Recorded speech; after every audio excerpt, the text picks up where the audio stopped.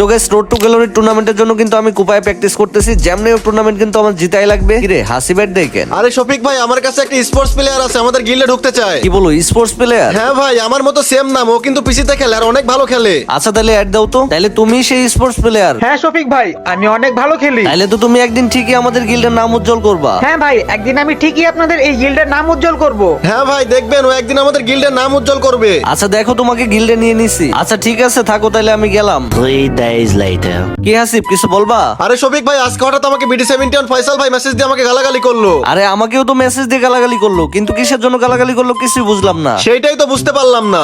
আরে আরে শফিক ভাই, আমি তো আপনাদের গিল্ডের নাম উজ্জ্বল করে দিছি। আরে ভাই আমি জানতাম তুমি একদিন আমাদের গিল্ডের নাম উজ্জ্বল করবা, কিন্তু কিভাবে করলা? BD71 গিল্ডের সাথে কাস্টম খেলতে যায়, সেই কাস্টমে হেডশট হ্যাক লাগায় আমি কাস্টমটা জিতে গেছি। আরে এই জন্যই তো বলি BD71 ফয়সাল ভাই আমাদেরকে গালাগালি করে কেন? হাসিব কিক দেয় হালারে।